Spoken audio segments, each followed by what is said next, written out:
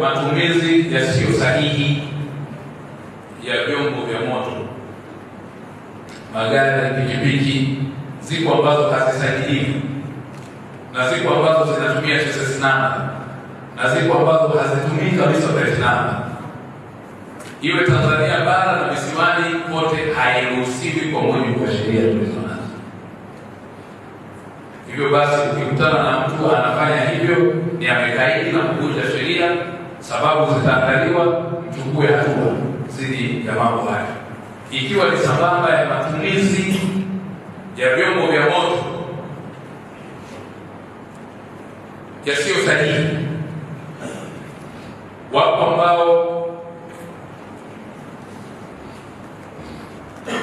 wana vyombo vya moto, pikipiki na magari, wanazibua mafuta,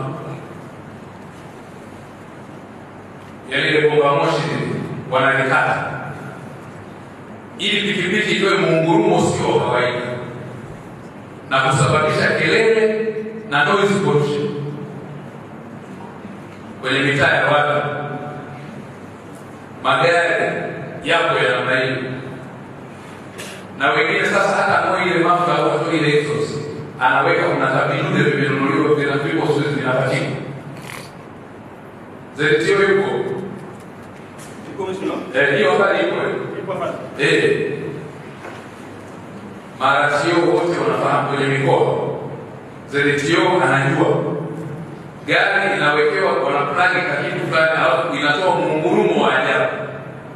Ukiacha ile miungurumo ndio kuweka, kuna miungurumo mingine ni ya kwenye mashindano ya magari tu. Miungurumo ya pikipiki ya kwenye kuendesha kwenye mapole, lakini sio kwenye makazi ya watu. Na wengine wana basi na kwa mabongo yamepasuka.